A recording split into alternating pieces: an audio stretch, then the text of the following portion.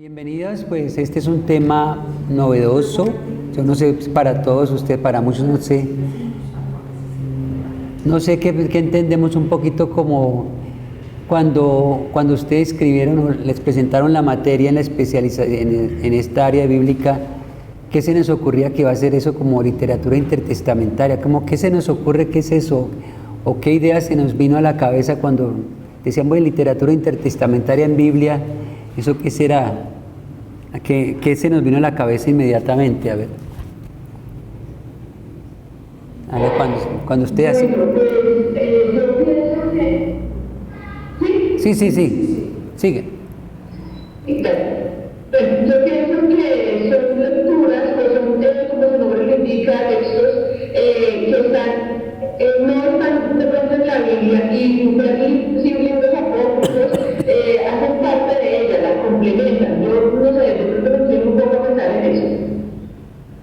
Muchas gracias. No sé si ustedes quieran decir algo, quienes estén también conectadas. Sí,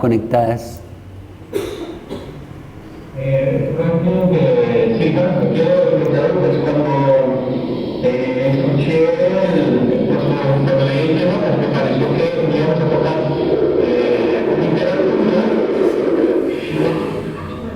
pero que, digamos, me imaginé más como temas históricos de otra cosa, de la literatura que está desarrollándose paralelamente a la literatura canónica. Muchas gracias. ¿Ustedes qué dicen, Ana?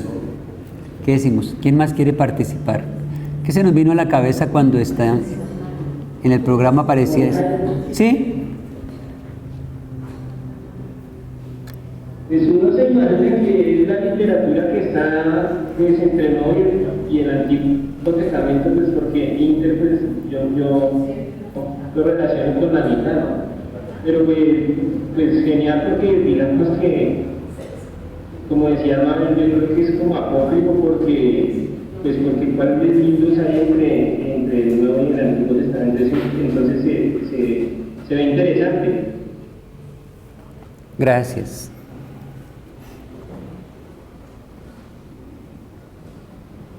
¿Qué más queremos decir ustedes? Es como medio Sí, ¿Sí? sí, yo me imagino como los comentarios que habían hecho los padres de la iglesia a los evangelios o a las escrituras, pues a las primeras escrituras, ¿cierto? Como el primer libro del cristianismo. Eso me parece muy bonito. Sí. ¿Qué otra cosa se nos... Perdón, sí. Que no, pues yo no había leído nada hasta ayer que colocaron algo en las plataformas. Sí. Que hasta ayer que colocaron algo en la plataforma del programa, pues veía ahí algunas cositas y en el programa que usted presentaba mencionaba como comparar algunos textos de los, digamos, oficiales, por decirlo de esa manera, como con historiadores muy antiguos. A ver, ¿qué similitudes se pueden encontrar entre uno y el texto que normalmente nosotros manejamos? Una especie de paralelos o comparaciones, es lo que estaba comunicando en lo que usted había colocado. Muchas gracias. ¿Quién más quiere participar?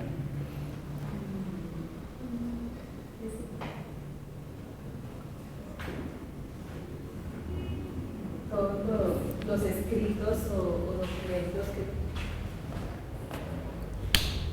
pues me imagino que se refiere a todos los escritos y documentos que hacen parte de esta historia de los primeros cristianos o de los primeros siglos de la iglesia, pero que no están dentro del canon bíblico, pero lo complementan o le dan fortaleza.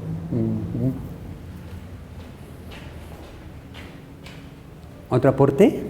A ver.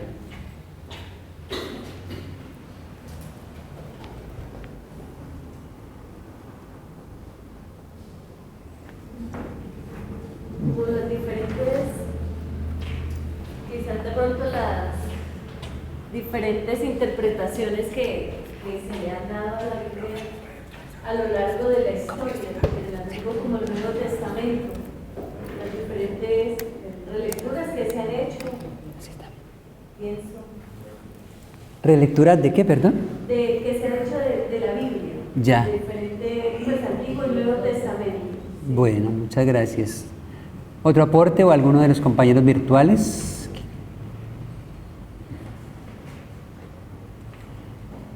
Bueno, miren que esos ¿sí?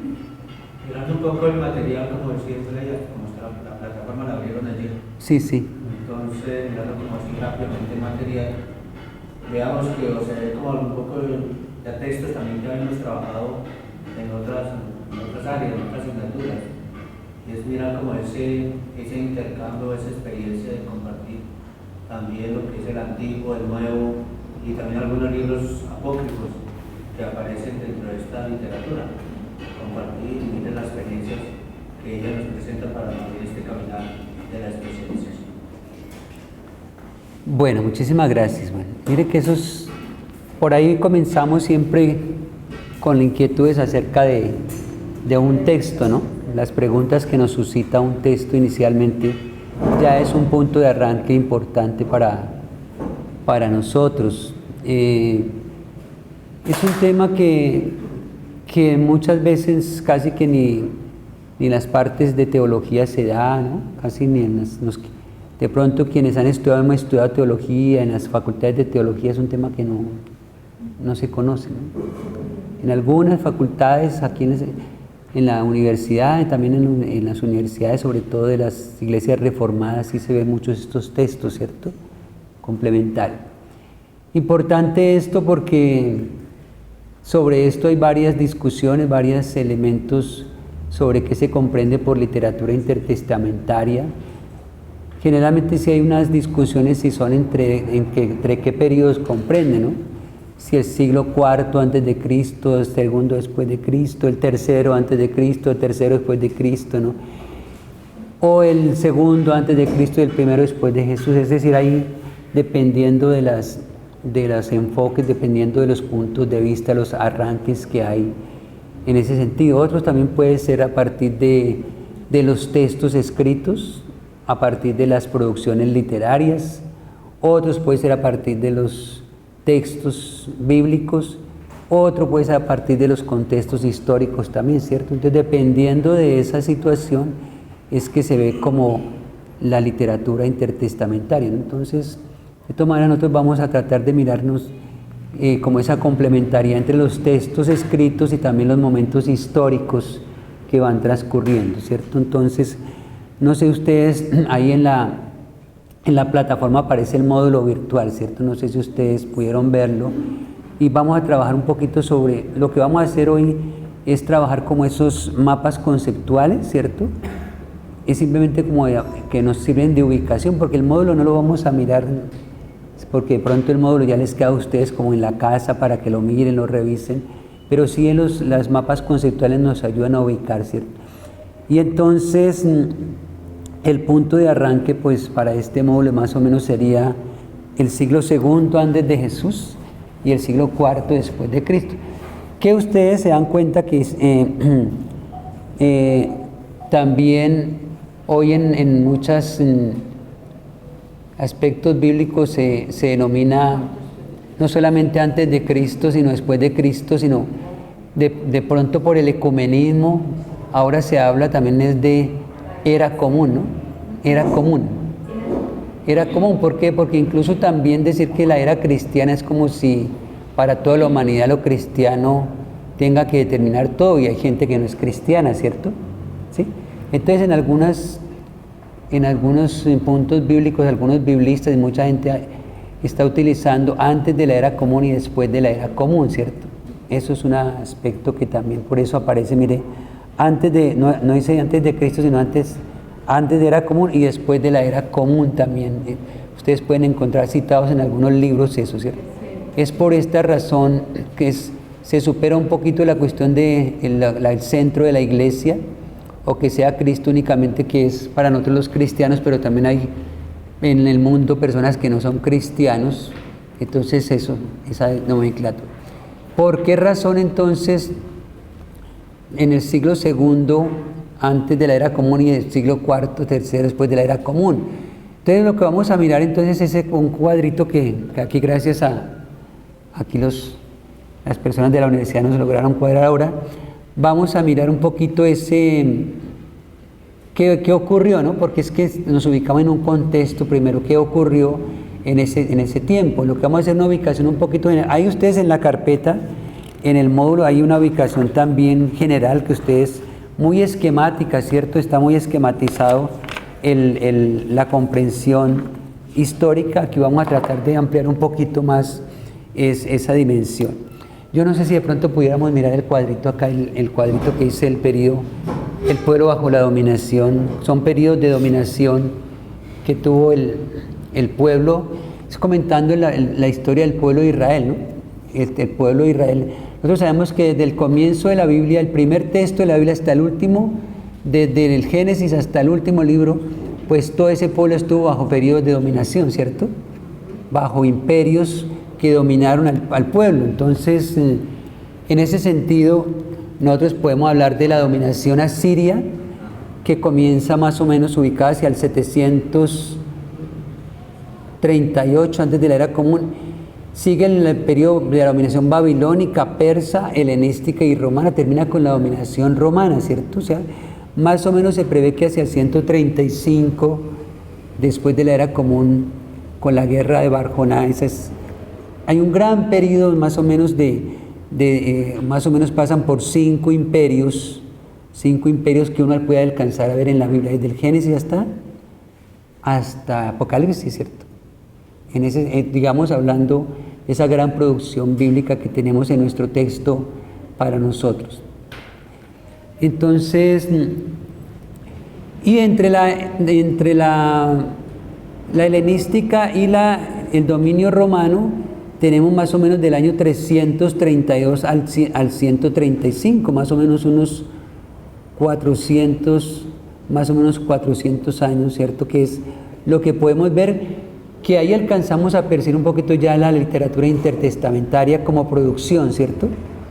Porque naturalmente que la literatura intertestamentaria también, junto con la producción bíblica canónica, tiene que ver con mucho tiempo antes, ¿cierto? Nosotros sabemos que la historia del pueblo comienza antes, la producción escrita es posterior.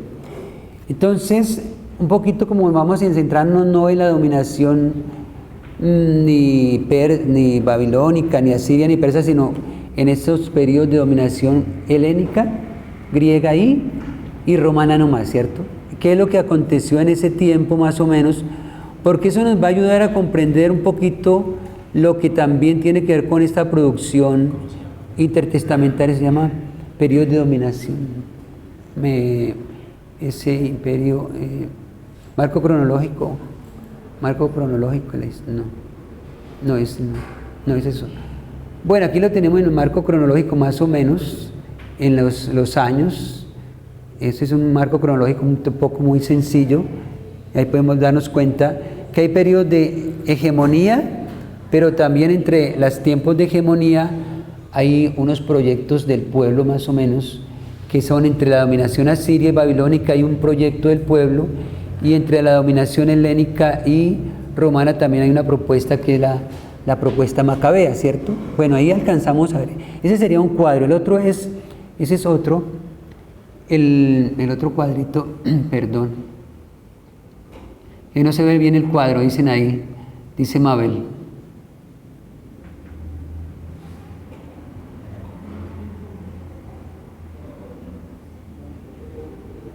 Así que no se ve el cuadro. Bueno, el otro cuadro es el que habla ya la expresión marco, periodo de dominación arriba, periodo de dominación,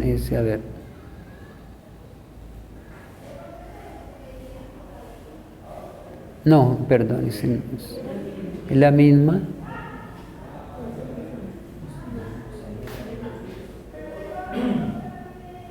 Imperio babilónico a romano, es al de arriba, el otro, ese.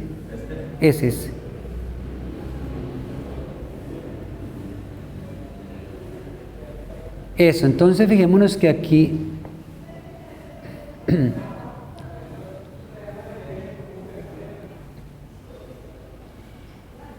mire que entonces, perdón, no se alcanza a ver allá, al comienzo. Es que como yo estoy manejando acá arriba, la primera parte, La primera, arriba, arriba, arriba. Eso, ahí mire que ahí entonces tenemos todo arriba. Tenemos todo el momento, la parte de arriba, tenemos todo el momento desde la dominación asiria hasta la dominación romana por periodos, por años, y entre esos periodos de, digamos, de dominación hay unos periodos donde el pueblo quiere expresar también su propio proyecto, más o menos. Ahora sí podemos bajar más o menos para comenzar a hacer un poquito como la presentación, la dominación. Aquí tenemos la caracterización un poquito de cada hegemonía, cada imperio. Más abajo llegamos hacia el imperio griego.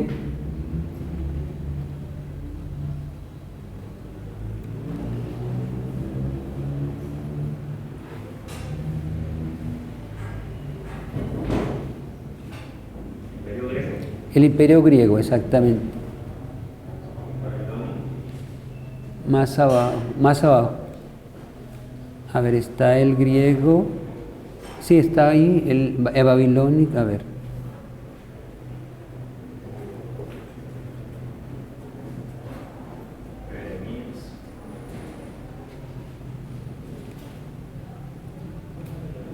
Está en un colorcito,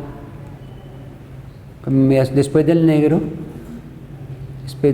eso, ahí enseguida, después de eso. Después.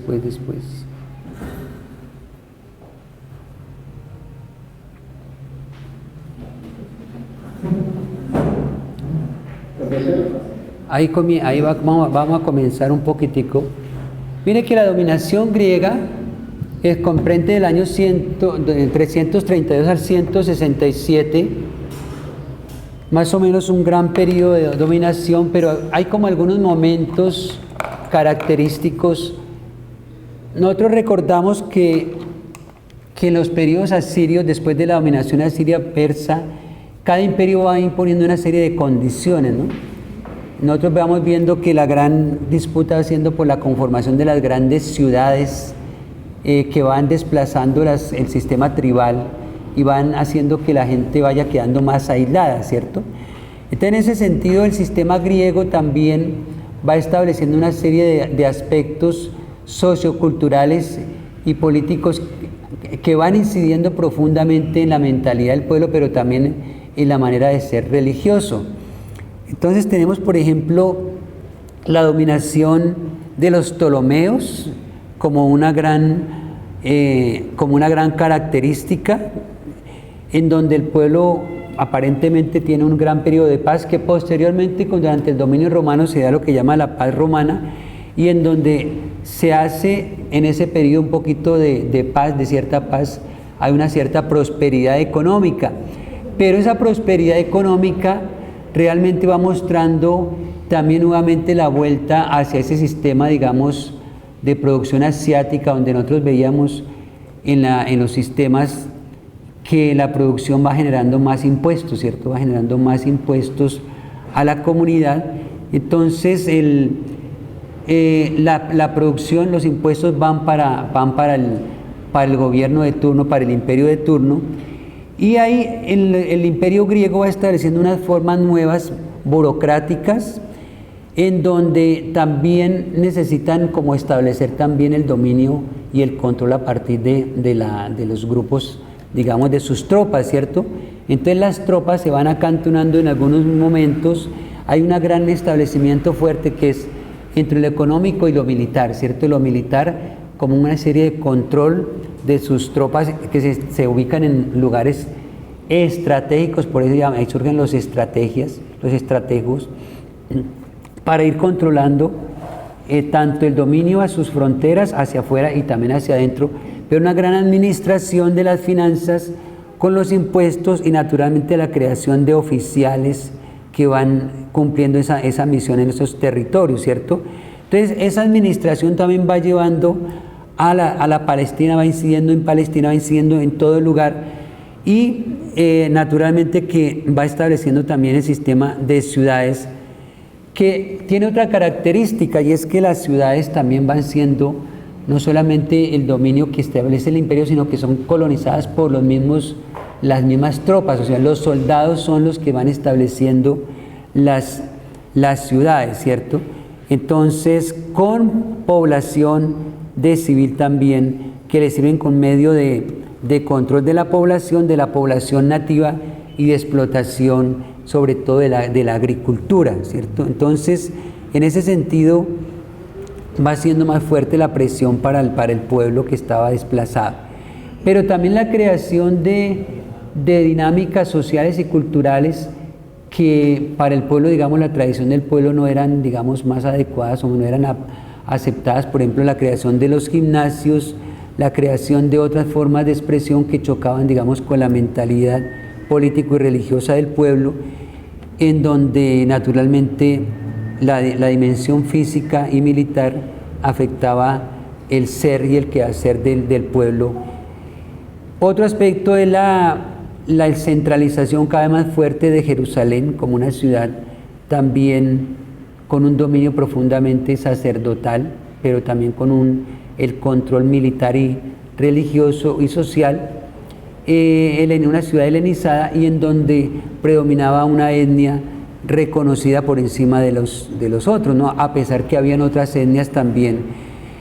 Las funciones del sumo sacerdote como administrador religioso, pero también administrativo y político, naturalmente eso va incidiendo. El papel de los ancianos, los que se llamaban antiguamente la Jerusía y que posteriormente se va a denominar el Sanedrín, ¿cierto? Entonces el Sanedrín es eso. La producción agrícola, especializada sobre todo en las ciudades helenizadas, el desplazamiento mayor, es decir, prácticamente el dominio griego va llegando incluso a los lugares más alejados, donde antiguamente los otros imperios no habían llegado. El imperio griego va más allá, incluso el imperio romano también se va a meter más allá, entonces ya no hay espacios donde las tribus, donde los grupos rurales puedan tener cabida. Eso va incidiendo profundamente en la verdad. Aquí entonces hay una producción literaria, digamos, mirando los textos canónicos, que es los textos de la sabiduría, ¿no? Toda la producción de la sabiduría, los textos de la sabiduría están incididos por ese contexto. Y ese contexto hace que naturalmente la dimensión de los textos de la sabiduría vayan modificando su manera de ser desde una sabiduría donde se encuentra toda persona es sabia desde su ambiente natural hacia la concentración de la sabiduría solamente en el encuentro de una persona con Dios, ¿no?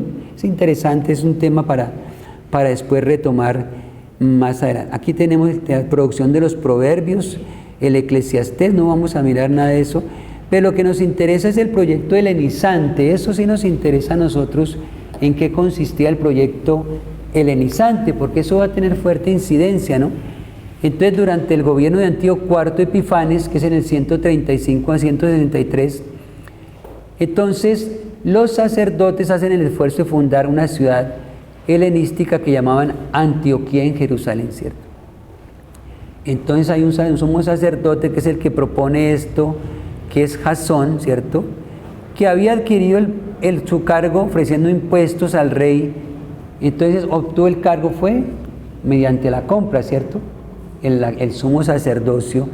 Y desde acá entonces Antíoco, que era Antíoco IV, le quita el sacerdocio a Onías III y le da el reconocimiento a Jasón, que fue el que le ofreció dinero para que fuera sumo sacerdote, ¿cierto? Nosotros sabemos que desde ese periodo, nosotros vemos que hay unos momentos históricos donde el sumo sacerdote, incluso en tiempo de Jesús, el sumo sacerdote era nombrado ¿por quién? El imperio era el que respaldaba, ¿cierto? Y el imperio era el que decidía. No hay una distancia muy grande entre lo que todavía vimos hoy en los aspectos eclesiales, ¿cierto? La incidencia, la relación muy profunda entre lo civil, lo político y lo religioso, pero aquí era pues una situación bien complicada. Entonces aquí hay toda una tensión que se comienza a dar además de la corrupción que se fue dando en el hecho de comprar el sumo sacerdocio, que posteriormente se da más tarde con Menelao, en donde naturalmente compra el sumo sacerdote subiendo más aportando mucho más que el anterior. El otro había aportado 80 talentos, este aporta 300 talentos. Entonces, claro, naturalmente el sumo sacerdocio era comprado más.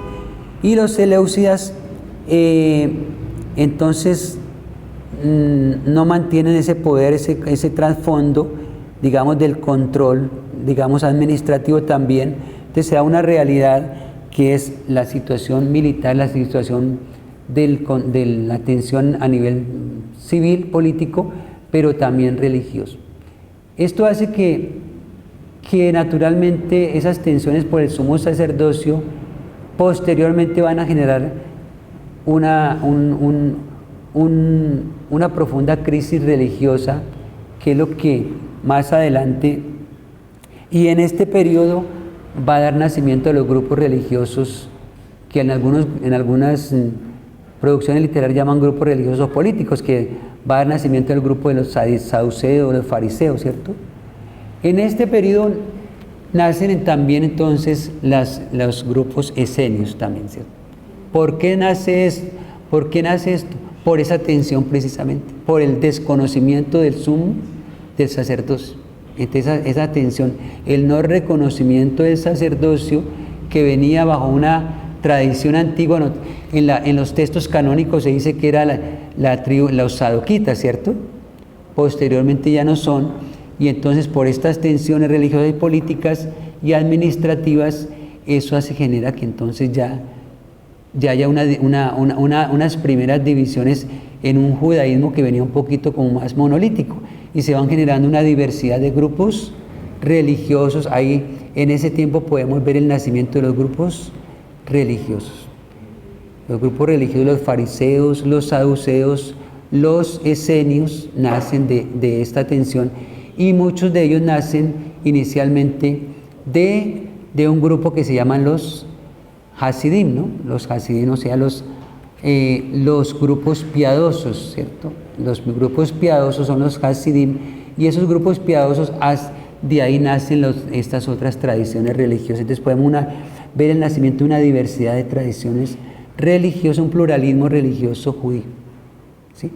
Interesante eso, porque el pluralismo religioso judío se va a mantener hasta la guerra del 70, más o menos, después de la era común, ¿cierto? Con la guerra contra Roma. Después de la guerra contra Roma ya esos grupos hasta ahí permanecen, y luego solamente después de en la guerra del 70 queda solamente un grupo, que es el grupo de los fariseos, y después sigue la tradición, únicamente la producción judía en la tradición farisea, ¿no? Que es la que posteriormente con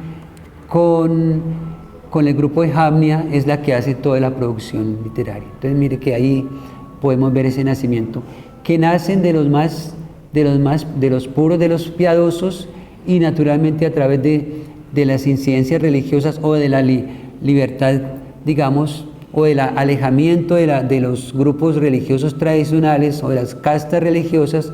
Los grupos laicos van también estableciendo su propio punto de vista, como es el caso de los fariseos, ¿no? Y los fariseos van adquiriendo una forma de pensar un poco más libre, pero también de ellos van a haber más tradiciones, digamos, y expresiones religiosas, y eso va generando entonces tensiones también, pero también por la conformación social de cada uno de ellos, ¿no? Algunos de ellos más aliados a las castas más altas, otros más hacia el pueblo. Entonces eso también va a generar que la cercanía o no con el pueblo también va a generar visiones del judaísmo y la tradición. Ese sería un poquito como un gran contexto, digamos, de ese periodo antes de la era común, que va a ser determinante un poquito en las grandes producciones, tanto canónicas como no canónicas de la Biblia. Entonces, si vamos mirando, entonces la literatura intertestamentaria sería también una literatura que va surgiendo de otras expresiones del judaísmo, ¿cierto? En ese caso, son producciones bíblicas también, son producciones bíblicas naturalmente. Es tipo de literatura bíblica, pero que van expresando la manera de ver el mundo, también de lo bíblico, la interpretación bíblica desde estos grupos, desde esos contextos sociales y políticos, y que naturalmente van a expresar su manera de ser, ¿sí? Es eso lo que va dándose, digamos, antes de la era común. Posteriormente, con la dominación romana, que comienza en el 63 antes de la era común y culmina en el 135, pues hay luchas. Es curioso que también se van dando, a la vez que hay dominación, hay luchas populares, ¿cierto? Las luchas populares se dieron permanentemente, ¿cierto? Pero hay periodos en donde son más intensas, y en el periodo de la dominación romana hubo grandes movilizaciones, digamos, en las montañas, van haciendo movilizaciones esporádicas, permanentes, hasta que viene una gran movilización popular hacia el año 70, después de la era común, y luego en el 160, las grandes movilizaciones de Jesús Bar Joná, que van como haciendo oposición a la dominación tanto griega como romana, ¿cierto? Hay un gran hecho es que en la dominación romana posteriormente se da la gran diáspora, después de la guerra del 70, la diáspora, digamos, judía, la gran dispersión por el mundo. Hay un gran desarraigo nuevamente, así como lo hubo antes de la era común cuando la deportación babilónica, hay un gran desarraigo cultural político, y sobreviven naturalmente grupos religiosos, pero también hay una incidencia, digamos, de la cultura tanto griega como romana a partir de la filosofía, a partir de las distintas corrientes filosóficas o corrientes del conocimiento. Entonces, todos esos conocimientos se dan fuera, digamos, del pueblo, lo que llamamos el pueblo de Dios, que textual. La administración griega, la administración romana, ¿cómo se da? Entonces, hay una gran preocupación, es como el control de la frontera oriental de Roma. Entonces, ese control también hace que entonces Roma también establezca unos reinados satélites, con los cuales ellos puedan controlar sus fronteras, pero hace alianzas también con esos reyes, ¿cierto? Al mismo tiempo fomentan la fundación y fortalecimiento de ciudades helénicas, la propiedad privada de las tierras, mucha más concentración de la tierra, tanto así que el acceso a las tierras, únicamente tenía acceso a la tierra los que se consideraban ciudadanos romanos, ¿cierto? Pero para ser ciudadano romano incluso también había una serie de condiciones. Entonces, ¿qué implicaba? Que para ser propietario de la tierra no lo podían ser quienes, ya los pobres no podían ser propietarios de la tierra, los esclavos tampoco, los extranjeros tampoco, o a menos que se adquiriera la ciudadanía romana. Entonces, miren que la propiedad de la tierra hace que haya una realidad mucho más difícil para el pueblo que estaba marginado, carentes de derechos de la ciudadanía, y naturalmente que el sistema también de la concentración de la tierra era para extraer riquezas, pero también riquezas a partir de la creación de más impuestos, más tributos para la población.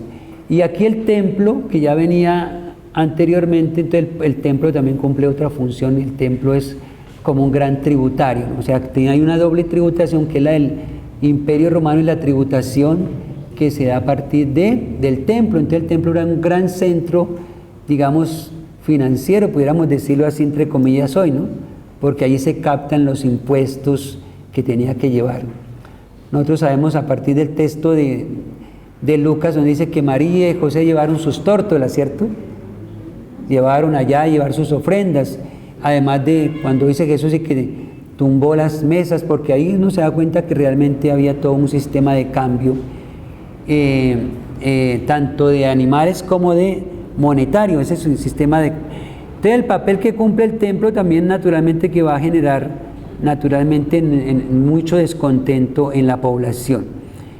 Hay un sistema también de creación de ciudades, construcciones ambiciosas de los reyes, digamos, que están en Palestina, la familia de Herodes. Estos reyes van haciendo, a partir de toda la captación de impuestos, van haciendo sus grandes ciudades, lo que hoy llamamos ciudades faraónicas, o como en Colombia llamamos las grandes obras que a veces quedan inconclusas. Los que tienen plata hacen grandes inversiones porque les gusta ser fastuosos, ¿no? Todo eso a través de la historia no se ha perdido, entonces lo podemos ver también en la dominación romana. Y naturalmente en las construcciones se daban a partir de esa creación de los impuestos. Y ahí los sistemas naturalmente de las grandes filosofías, pero también se habla de una cuarta filosofía, o sea, un cuarto grupo religioso, no solamente los fariseos, los saduceos, además de estar los grupos celotes y otros grupos, se habla de una cuarta filosofía posteriormente que habla es Flavio Josefo, es la de un llamado Judas de Gamala, ¿no? Que es la que genera grandes tumultos y naturalmente se opone a la esclavitud, naturalmente, diciendo la injusticia de los censos. Entonces se habla de un llamado Judas Galileo, que pareciera que fuera como un gran movimiento religioso revolucionario organizado para generalmente generar organización en el pueblo. Entonces a la vez que hay opresión, también hay sistemas de resistencia a la dominación. Un poquito así brevemente como para indicar algo que ya todos conocemos de la historia tanto griega como romana. La dominación griega, ¿qué va a tener como consecuencias? Vamos a tener como consecuencias, por ejemplo, el texto de los Macabeos, nosotros sabemos que es fruto de esa resistencia a la dominación cultural religiosa que estaba haciendo Grecia, ¿cierto? Pero también a la dominación romana naturalmente surgen grandes movimientos que van a confluir, que eran esporádicos y van a confluir en el año 70 y luego en el año 135, ya es la gran situación que se va dando en la población. Todo este gran marco incide para todos los grupos, indistintamente sean los que estamos reconocidos tanto en los textos canónicos pues, como no canónicos, ¿cierto? Porque la población es la misma, está viviendo las mismas circunstancias históricas, políticas, religiosas, económicas, es la misma población que está sufriendo. Simplemente que algunos, dentro de la perspectiva de nosotros bíblica, pues dentro de los textos reconocidos nuestros como canónicos y otros que no aparecen reconocidos como canónicos también tienen su propia producción literaria bíblica y en donde hacen su propia producción e interpretación de la historia también desde una lectura de fe, ¿cierto? Pero hace una interpretación distinta.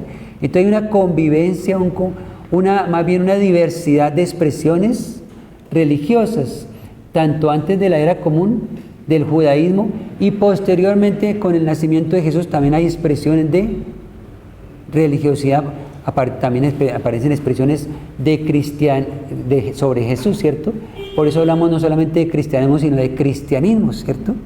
Porque hay distintas maneras de ver la persona de Jesús o de expresar la realidad del cristianismo. Entonces hablamos de diversidad de formas de expresión del judaísmo y de esas formas de expresión del cristianismo, hablamos de cristianismo, ¿cierto? Entonces por eso esas diversidades religiosas es lo que también van a marcar las lecturas extrabíblicas y también tanto en el primer periodo como en el segundo periodo, ¿cierto? En el primer testamento y en el segundo testamento o periodos que no están reconocidos en los textos canónicos. Eso sería un poquito más o menos el contexto que después habría que profundizar las corrientes que se van dando filosóficas, sobre todo después del nacimiento de Jesús. Bueno, hasta ahí sería un poquitico una narración un poquito breve, así como al vuelo de pájaro, que ustedes conocen más de todo ese periodo histórico. No sé a ver qué sensación o qué realidad o qué nos suscitaría esto, porque detrás de ese fondo histórico es donde después viene la producción, ¿cierto? Literaria, que llamamos literatura intertestamentaria, como qué reacción, qué sentimos. Bienvenida, buenos días.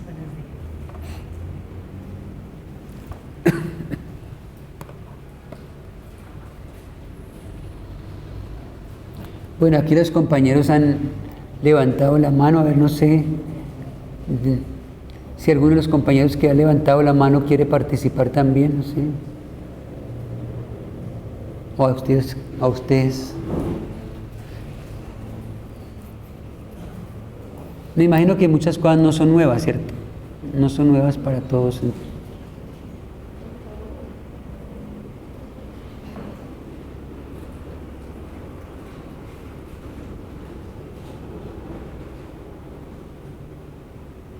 algo particular o para resaltar de estos momentos.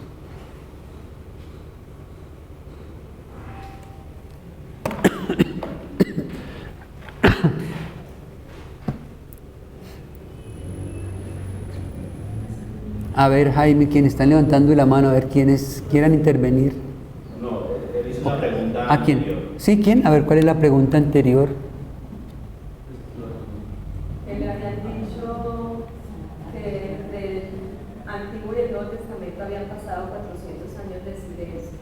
Y lo que usted había comentado sobre el libro de la sabiduría, pues le decía que no a ese comentario que él había escuchado. No, lo entiendo. Ah, ya. Ahí está la pregunta ya.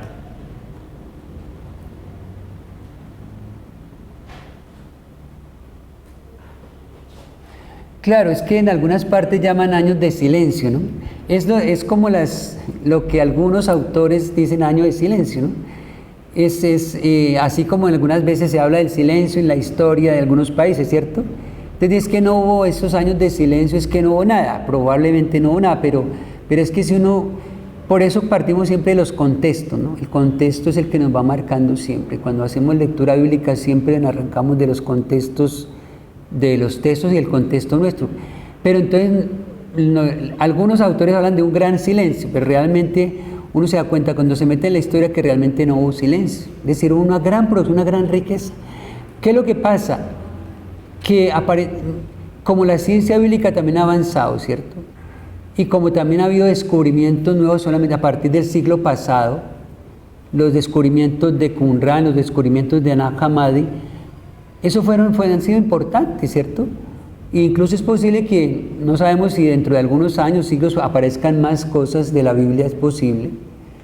Entonces, claro, como anteriormente la teología, la Biblia no tenía, digamos, como esas herramientas, ¿cierto? Nosotros sabemos que apenas a partir de hace muy poco, menos de cuántos años, los documentos de Qumran, los documentos de los esenios fueron descubiertos no hace mucho, no completarán que ni un siglo, ¿cierto? Entonces, naturalmente que los textos antiguos dirían, no, es que no hubo nada, hubo un gran silencio, aunque sí había textos que circulaban a través de referencias, digamos, que daban los padres de la iglesia en los primeros siglos del cristianismo, daban referencia, pero no había, digamos, textos que evidenciaran eso, ¿cierto? Como que soportaran eso.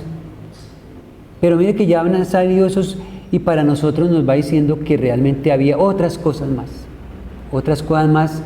que realmente nos van diciendo, hay esa riqueza que hay que tener en cuenta, esa riqueza, porque son otras maneras de ver para confrontar, y que muchas veces también nos pueden confrontar también la manera en que hemos visto la Biblia, los textos que tenemos nuestros, y que nos va a mostrar las grandes tensiones que se manifestaron y que posteriormente se va a ver, porque este no es el caso nuestro, y es el caso de las tensiones para los cánones, el establecimiento de los cánones, ¿cierto? Los cánones en nuestra Biblia, las tensiones también que se dieron en el establecimiento del canon judío, son tensiones políticas religiosas, y el gran silencio fue que quedó en silencio, más bien, no es que ese silencio fue que más bien fueron silenciados, más bien otras expresiones, ¿cierto? Más bien fueron silenciadas expresiones y quedaron versiones de quienes pues llegaron a imponer esa versión, ¿cierto? Entonces no hubo ese silencio podemos interpretarlo no que no haya habido nada, sino que más bien fueron silenciados. Hay un texto que ayer grabamos con la hermana, no sé, aquí pasamos, y les recomiendo el texto que ahí está en la plataforma, si usted lo tiene ahí, que se llaman Los cristianismos derrotados, ¿cierto? Ahí aparece, los cristianismos, ¿sí? ¿Al correo? Tienen los cristianismos derrotados, es un texto sí, en los cristianismos derrotados, ¿está ahí? ¿Está bien? Perdón. En los cristianismos derrotados, ese texto es un texto de un autor brasileño que va narrando un poquito como todas esas tensiones, un poquito, que se van dando en los establecimientos de los cánones, sobre todo nuestros, pero también se va dando toda esa gran diversidad, digamos, después del nacimiento de Jesús en ese sentido. Y hay las grandes producciones, pero también se van demostrando las corrientes filosóficas, espirituales que se fueron dando hasta más o menos hasta el siglo XV y XVI.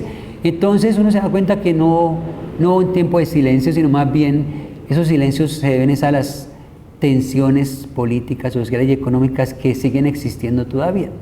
Porque nuestra historia patria, que muchas veces mucha gente desconoce por qué no se habla de los campesinos que estuvieron con Bolívar, los pueblos negros, mucha gente.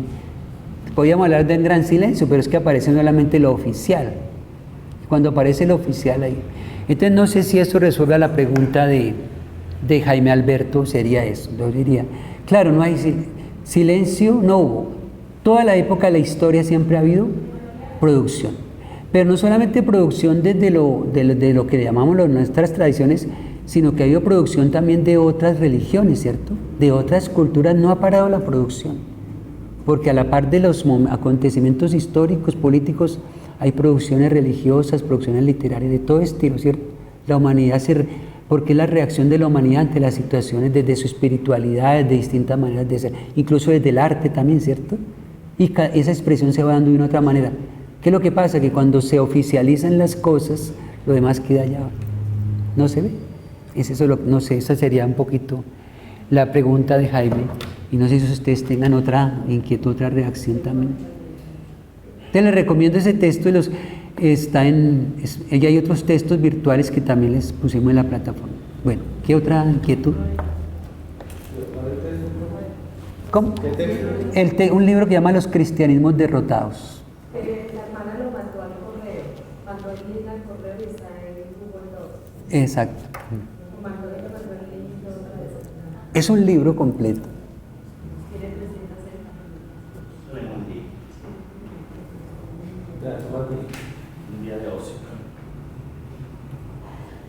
¿Alguna reacción más de alguna inquietud? Como la de Jaime Alberto.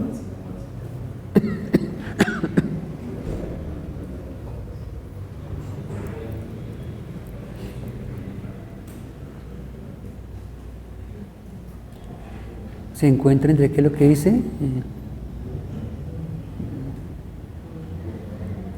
Entre los presupuestos de la dicen que es más bien en el correo es que le mandaron el link. Sí, la hermana lo mandó el 11 de septiembre. Ayer, pero por el correo de cada uno. Al correo de cada uno, es que llegó aquel correo de cada uno y ahí está el link, ¿cierto? Y ahí luego se puede acceder a la plataforma.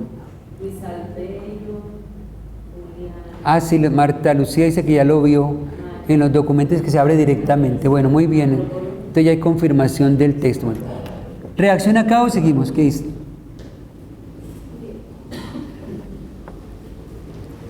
Bueno, entonces yo les recomendaría entonces, después de leer ese texto,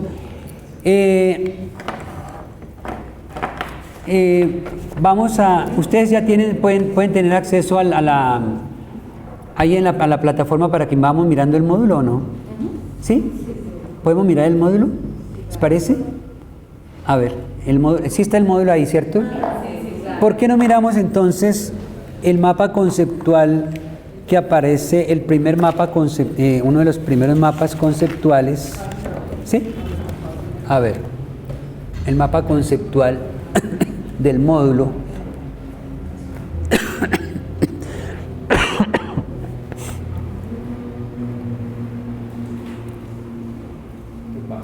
Bueno, Carlos nos dice que Dios ha estado caminando con su pueblo a pesar de las dificultades.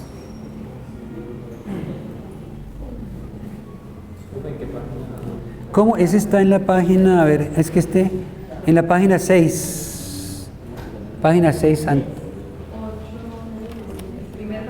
El primer mapa conceptual. El primer mapa conceptual que aparece ahí en el módulo. ¿Ya lo encontraron? ¿Sí? Página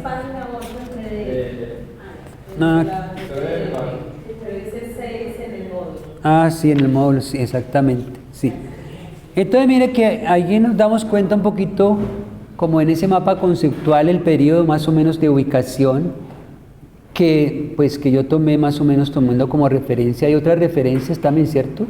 Como les decía, hay personas que lo ubican entre el año 300 antes de la era común, el 300 después de la era común, pero generalmente ubican más o menos unos 600 años de producción. Entonces el tiempo que nos va a la ubicación Y luego la producción literaria, digamos, que se ha dado como común o que es un poquito reconocida, que hay una gran producción comenzando por los textos de Qumran, textos de los esenios. Luego tenemos otros textos que se llama parabíblica, pero son textos también textos de producción literaria tanto de antes como después de la era común. Los textos apócrifos tanto de la era común como de antes de la era común, la literatura rabínica, los textos de Flavio Josefo, que nos ayudan un poquito para la comprensión un poquito de la historicidad de Jesús, y la versión griega de los 70, que naturalmente va a tener una incidencia también en la interpretación bíblica, ¿cierto? Por eso también, entonces esa sería como los escritos, digamos, la diversidad de escritos que se van dando simultáneamente, ¿cierto? En ese gran contexto sociopolítico económico.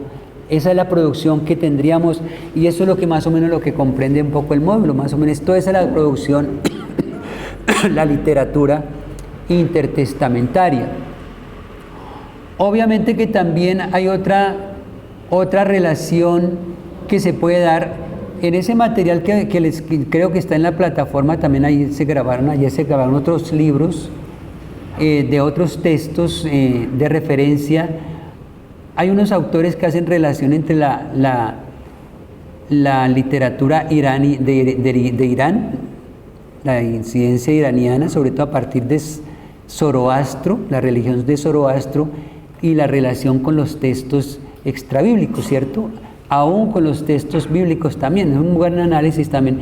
Esa es otra relación que se va dando fuera de lo común del judaísmo y del cristianismo. Entonces hay otras relaciones que se van dando, o aún incluso conocí también otros textos que tienen que ver con el Génesis, como incluso hay producciones mucho más antes que tienen casi una semejanza con el Génesis de otras religiones antiguas, ¿cierto? Entonces hay otra gran literatura. Entonces, esta sería como la diversidad de textos que incluiría todo el módulo. De todos esos, saber qué nuevo sería para algunos, qué textos conocemos o qué referencias conocemos un poquito de las Qumran, de los esenios, apócrifos, como qué hemos leído, qué hemos conocido, como que hay algo que hayamos visto en algún momento en la historia o a nivel personal o a nivel de referencias en todo esto, a ver qué cosa es nueva en esa diversidad de literatura.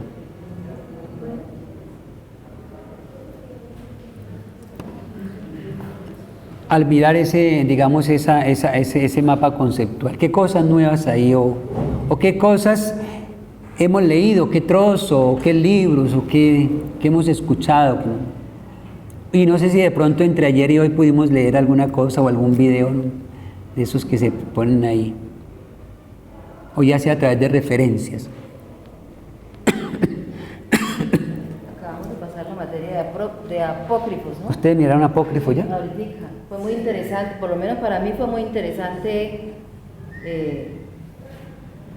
acercarme a toda esta literatura que uno más o menos mira por ahí, pero como que no, muchas veces como que le han metido a uno en la cabeza de que eso no, o sea, no tiene nada que ver, son escritos alrededor, pero que como que no tienen mucho que aportar. Y yo ahorita, por lo menos yo, mi trabajo frente a apócrifos lo hice inclusive metiéndome en el arte.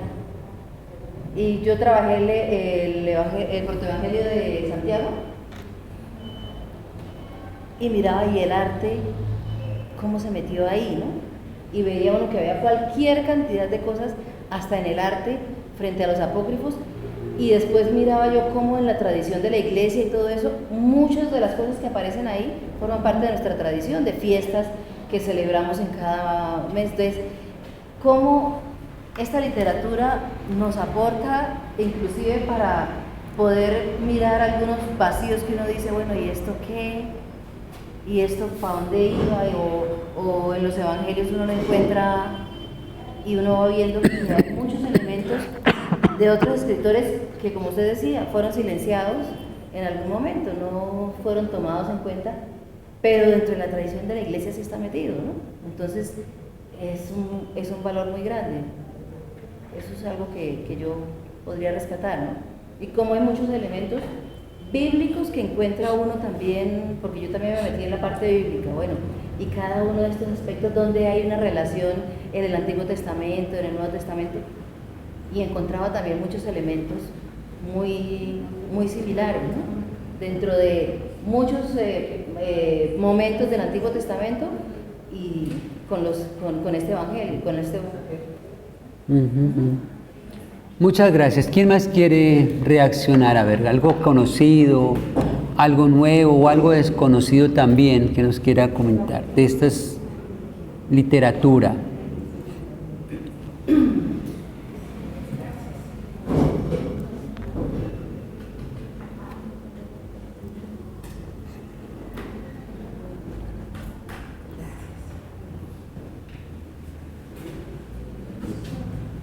¿No? ¿Nadie? ¿O quién?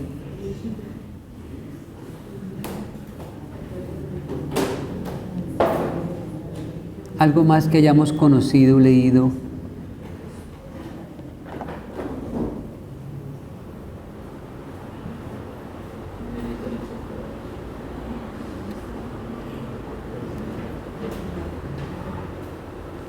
O que desconozcamos, a ver qué.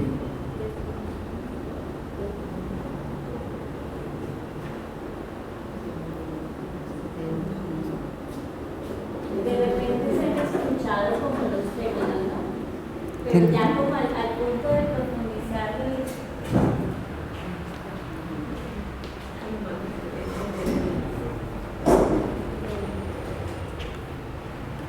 de repente hemos escuchado los diferentes términos en este momento, de diferentes estudios también pero tal como conocerlos de pronto en una profundidad y lo importante personalmente haya como inquietudes concretas, no, para mí por lo menos es la novedad.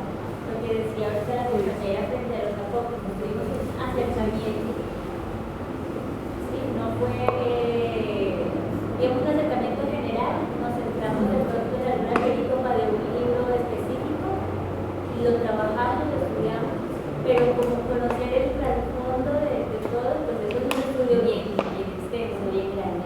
Personalmente, practico como la novedad de descubrir esos grandes aportes que nos ofrece el Corán, los 60, los 70, que también nos dieron grandes aportes, nos siguen dando grandes aportes para los estudios bíblicos, pero ¿cuáles en lo concreto? Es precisamente la tarea de descubrirlo también a cada uno de nosotros. Muchas gracias. ¿Alguien que quiera comentar otro?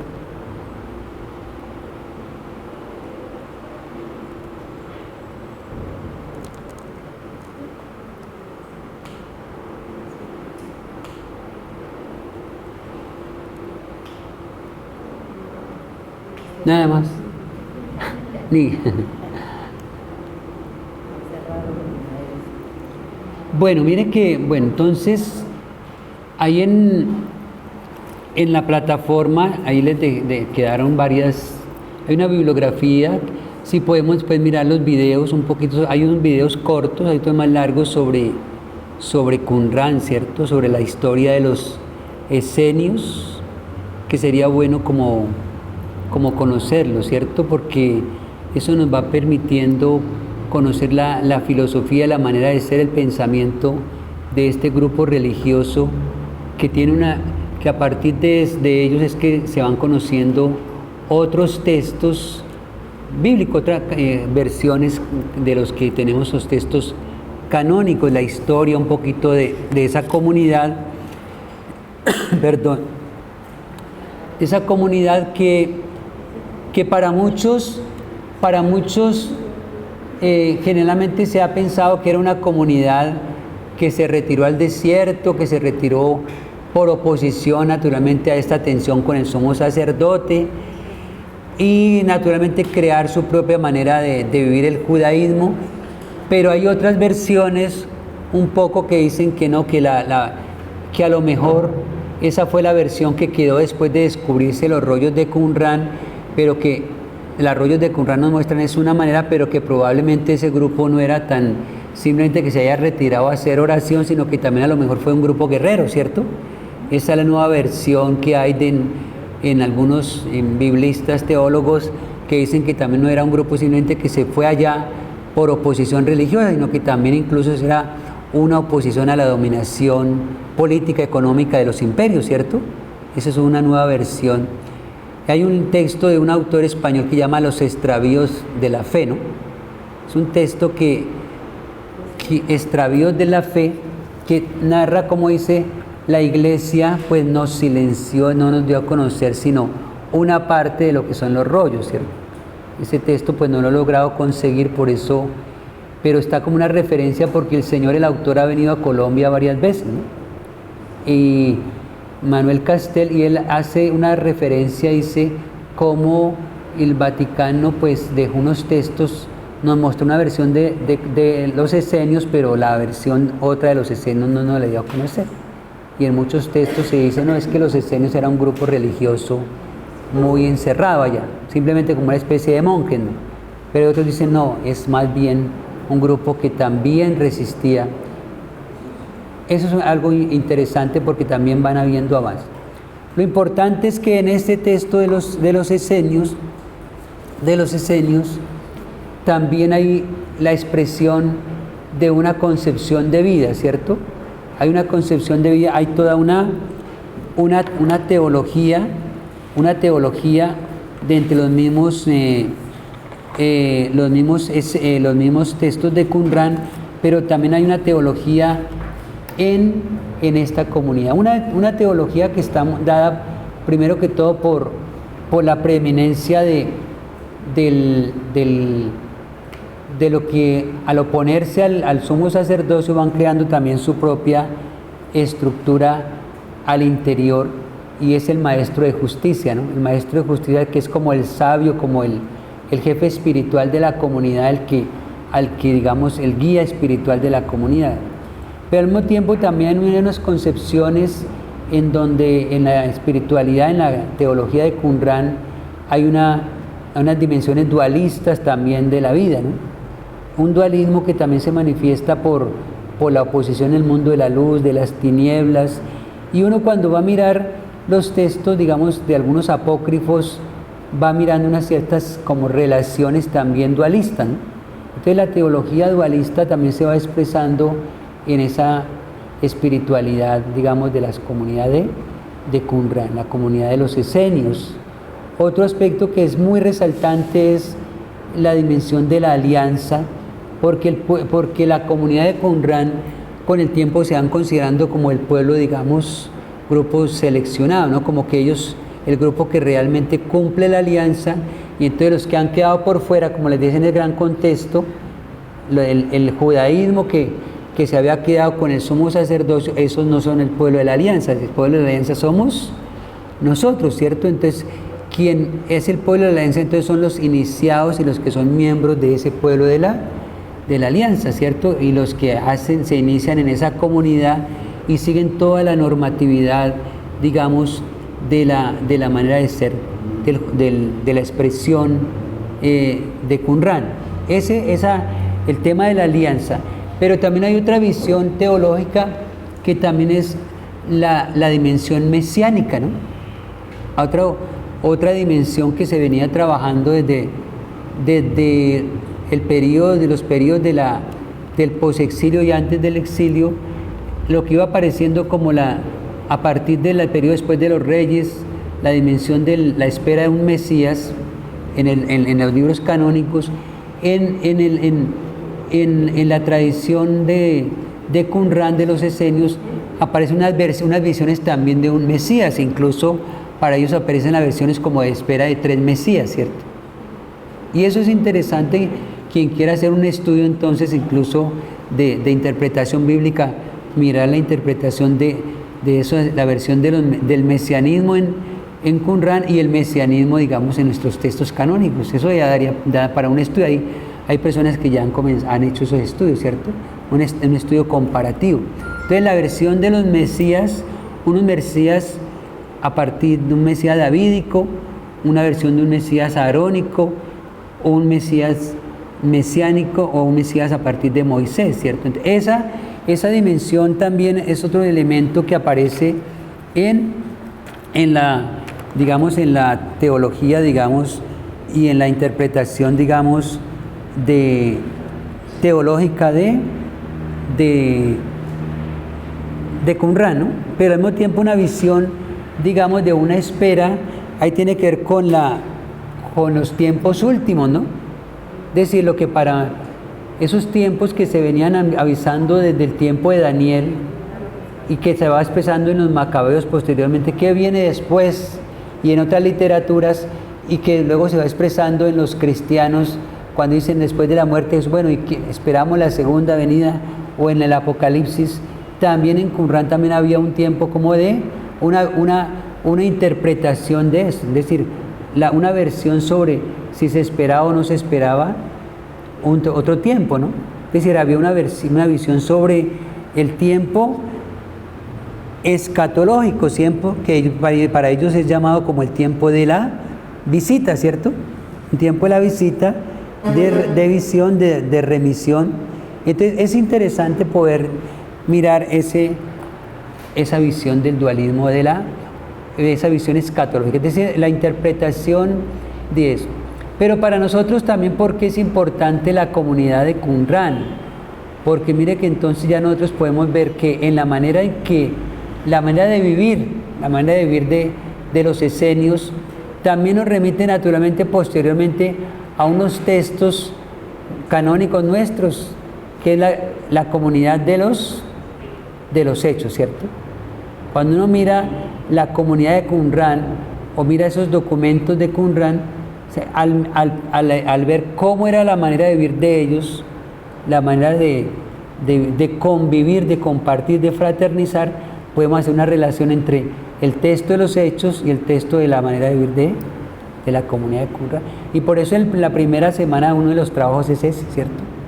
Que yo les dejo a ustedes en la primera semana, es una interpretación bíblica a partir de textos de la comunidad de Qumran y la comunidad de los Hechos de los Apóstoles. Porque entonces la comunidad de los Hechos, que es posteriormente a Jesús, pero la comunidad de Qumran, que ya traía una manera de vivir, pero también que tenía ya conformada una manera de una cierta normatividad, nos va a indicar, nos va a dar unas pistas de interpretación si la comunidad de los Hechos tuvo incidencia de Qumran o no tuvo incidencia, o por qué la comunidad de los Hechos habla de compartir los bienes, de cierto. Y luego porque también en la comunidad de los esenios también se habla de lo mismo, ¿cierto?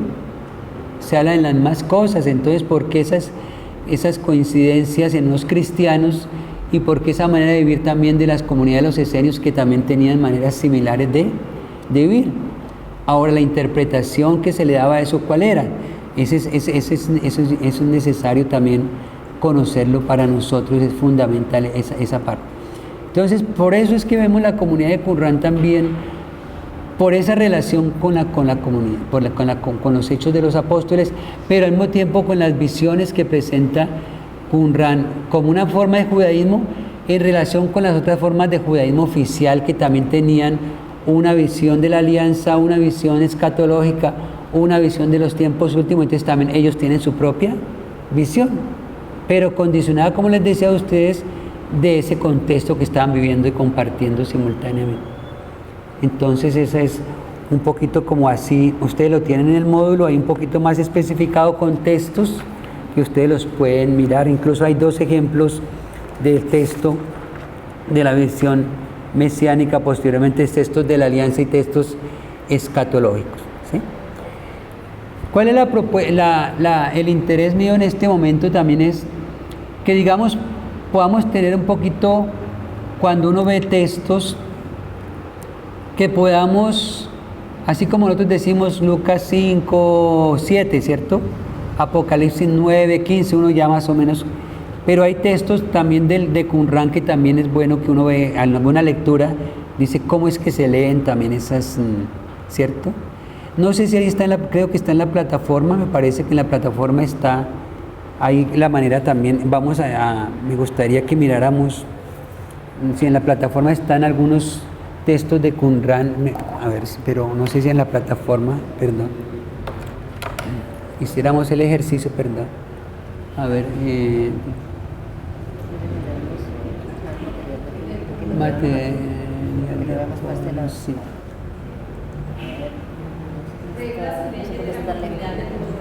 A ver, hay una lista donde aparecen 1 Qumran 4, 4 Qumran 5, 7, 11, como una serie de citaciones, ¿sí? Como una serie de citas.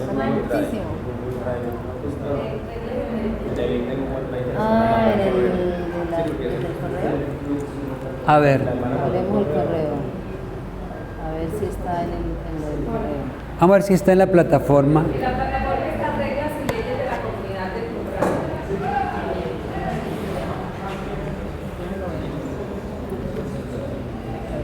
No. Reglas y leyes de la comunidad de Qumran. No, bueno, ese puede ser. A ver, son unos textos, no son solamente una lista de textos. La lista de textos. Una lista de textos. Aquí está reglas, leyes, No, está no, ese Qumran no. en videos. Bueno, ese no, ese es una serie de. Otros, No, apócrifos, evangelio, No. Pablexa. no. Pues sí. No, que abajo. No, desde la citación que yo mandé otro, a ver. Otra citación. Sí, otro texto, otro distinto. No, pero no está A ver, en el módulo. no está en el Porque estos están módulo. No, no. todos los que están en. No, estos son todos los que están en la plataforma. Otro yo distinto. yo los acabo de bajar todos de la plataforma. Espera, a ver. En los programas que están semana por semana. Por eso, vean, A ver, aquí están todos. Yo es que yo los acabo de bajar. Aquí. Pero no esconda la mano. Gráfico. Te la voy a poner.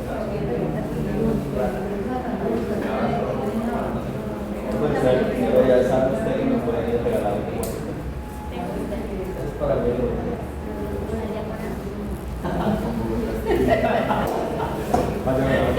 Ya que el único que está de reglas es el del Qumran. Y está la lista que le acabo de mostrar de apoyo bibliográfico, que es donde están.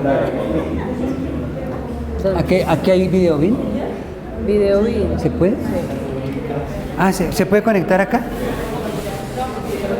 ¿Se puede conectar el video, ¿bien? Sí.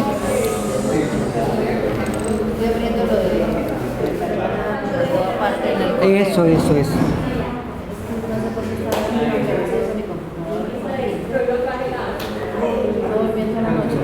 ¿No? ¿Y eso? Yo vengo de Bogotá, alguna noche. Ay, ¿cómo así? Salí anoche, pero venían el mundo entero a Medellín anoche. ¿Sí? ¿Mucha gente? Y entonces. 4 buses de cada hora. Casi no logro conseguir. ¿Y eso por qué estaba viendo tanta gente aquí parada? Yo no sé qué es lo que hay, pero está viendo. Y en ninguna empresa conseguía, pude salir hasta las 11, hasta las 10:45. Las 11 de la noche. Dice, se llama Qumran Textos, está en Word. Qumran Textos. Qumran Textos en Word, ¿no está? ¿No? Pero no está en la plataforma. ¿No? Entonces, ¿será que lo podemos poner aquí en video bien? ¿Será que podemos conectar el video bien? ¿Sí? Sí, tiene que haber alguna conexión aquí.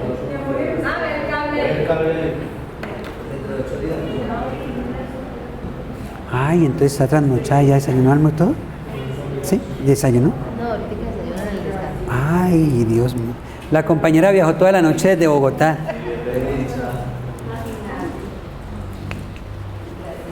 Bueno, ¿por qué? A ver, porque es que también me interesa que nosotros mínimamente, porque no es el, digamos, no nos da el tiempo, ¿cierto? Pero que sí mínimamente cuando nos encontremos con textos, digamos, es que esto es un tipo de literatura y que podamos de pronto cuando miremos los textos ya sepamos un poquito hacer lectura y citación, ¿cierto? E incluso para citar un trabajo de dónde sacamos el texto, ¿cierto? ellos, no sé si aparezca ahí, pero es que yo no sé si mandé el texto, dice,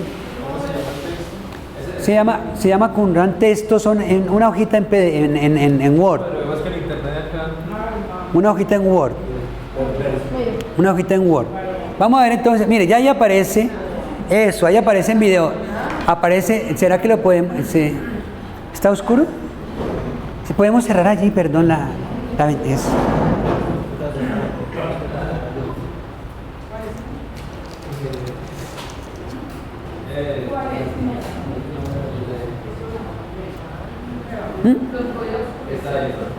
Es esa. Entonces miren,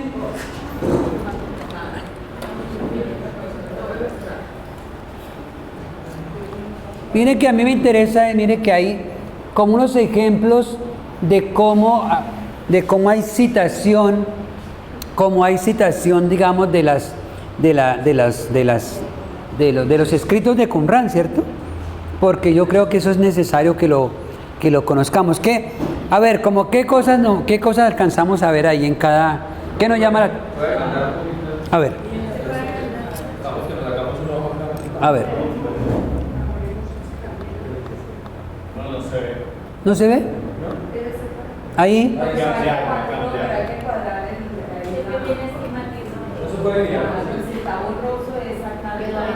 Ah, es que aquí. Y allí se puede. ¿Sí alcanzan? Ustedes no alcanzan a ver, ¿cierto? ¿No? Ustedes sí ven allá y ustedes. Acá, mire, a ver. Yo soy cancelero. Espera, acá. ¿Será que podemos correr un poco? Ah, no, porque no da.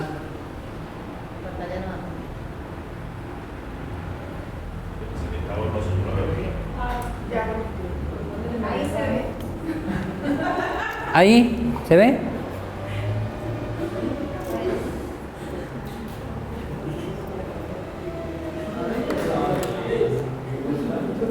¿Se ve peor?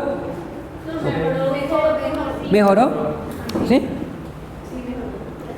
A ver, ¿qué nos llama la atención ahí de esos? Ahí. ¿Ya? Listo. Hay unas referencias a los libros canónicos. ¿A los libros? O por lo menos Génesis, Éxodo, Deuteronomio, Tobit, Ajá. Enoc, lo he escuchado, pero no. Bueno, ¿qué otra cosa notamos? A ver, ¿qué notamos más?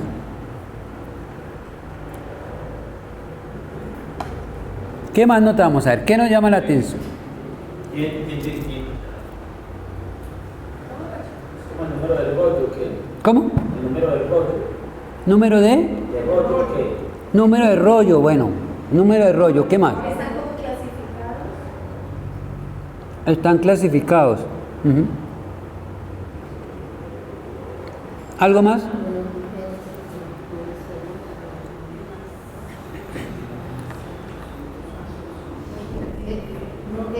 Eso, por ejemplo, al decir uno con Génesis, ¿hace referencia al texto de Génesis o es el Génesis mirado por ellos? Bueno, otra inquietud, si es mirado por ellos. ¿Qué más? ¿Qué otro detalle? Los números 196, Están saltados. Otro detalle que llamamos, otro detalle.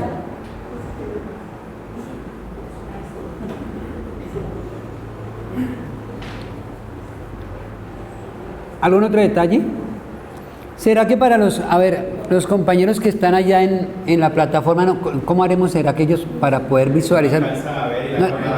No alcanzan a ver. Este material tendríamos que haber subido con tiempo a la plataforma para que los estudiantes lo pudieran visualizar. No estamos viendo absolutamente nada. Entonces, si usted me lo puede mandar al correo, buscar la manera, yo se lo subo a los estudiantes para que lo vean. Bueno, sí. Sí, que creo que yo lo había mandado así un poquito, pero... bueno, vamos a tratar de escribir si ellos de pronto pueden a ver si ven. Ah, aquí, acá tampoco. Acá.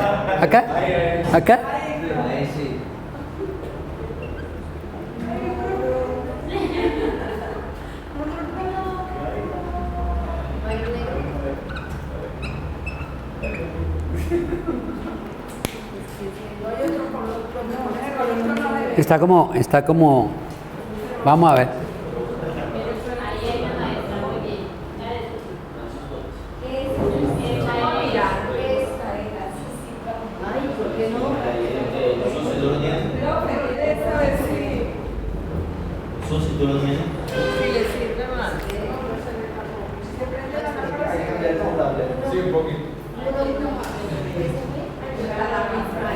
Bueno, esto más o menos se ve ahí más o menos, a ver.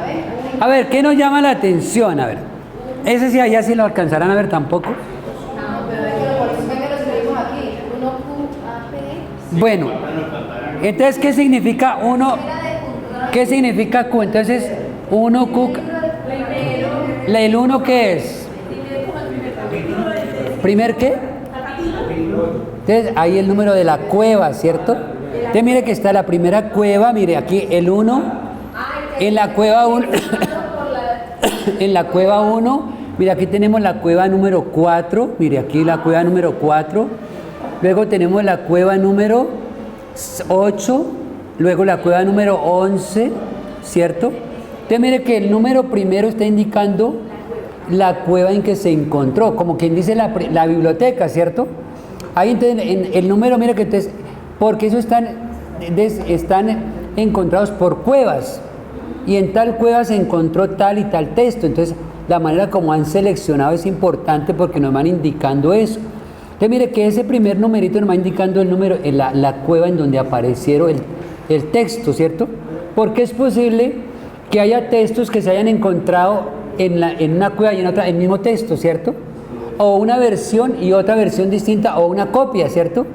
Entonces mire que para un biblista es interesante para comprobar cuál es la original, cuál es copia, cuál no, porque se encontró en una cueva y en otra, ¿cierto? ¿Por qué? Pero entonces mire, el primer número nos va indicando la cueva, ¿queda claro? ¿Sí? Entonces el primer número, luego cuando dice Q, ¿qué significa? Qumran. Entonces 1Q sería 1 Qumran, 4Q, 4 Qumran, 6Q, 8Q, 8 Qumran, ¿cierto? 11Q, 11 Qumran. Nos van a indicar cuando encontremos en cualquier libro que esos son textos de la comunidad de los esenios, ¿cierto? Son textos de Qumran. Ya identificamos ya la cueva y texto de Qumran. Ahora ya viene la producción bíblica que ellos fueron haciendo. Entonces son textos que aparecieron ahí en esas cuevas, ¿cierto? Textos ya que nos está indicando que entonces ya textos que ellos ya conocían, ¿cierto? Pero que ellos interpretaron, hicieron su propia elaboración bíblica también, y son textos que a lo mejor copiaron, entonces, pero también a su manera pudieron darle interpretación. Entonces tenemos aquí 1 AP Génesis, entonces Génesis 28, ¿cierto? 1 QH Habacuc 146, 1 QISA 3, significa primera cueva de Qumran, Isaías 3, o sea que está en un texto de Isaías 3 en la cueva 1, ¿cierto? Aquí tenemos, aquí es 1 QP, es un Pesher, ¿cierto? Ya vamos a ver. Entonces, Habacuc 1, primera cueva de Qumran, el texto del capítulo 10 de Habacuc, pero esa P pequeñita significa un Pesher, que es la interpretación bíblica propia de Qumran, que ahorita vamos a ver un ejemplo, ¿cierto? Entonces queda claro, entonces esa P pequeñita significa un Pesher, que es la producción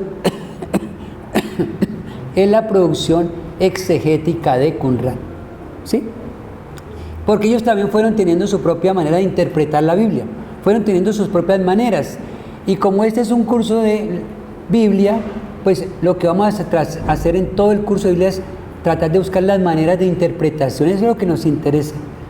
Porque como somos intérpretes de la Biblia, vamos a tratar. Entonces ahí está el tema de 1Q, Pesher, Habacuc. Luego tenemos en 1Q1, en la primera cueva de Qumran, el estudio del Génesis.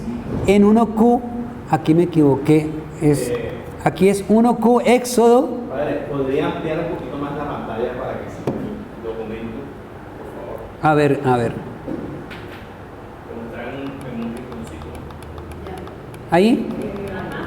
Ahí sí, ¿se ven? Por ahí sí, ¿vean más? ¿Sí? ¿Por ahí sí? Ah, bueno, muy bien. ¿Queda? ¿Sí? Entonces, mire, por ejemplo, aquí tenemos, pero mire que hay producción de textos. Tenemos producción de textos que llamamos de los textos canónicos, pero también hay, mire, tenemos la producción de Génesis, la producción de Éxodo, de Deuteronomio, luego en la cuarta cueva, mire que en la cuarta cueva en 196 tenemos ya es un papiro, mire, un papiro de Tobías, ¿cierto? Y ese ar ¿qué significará? Un texto arameo, en arameo, ¿cierto? Entonces ar es arameo, o sea, es una versión aramea.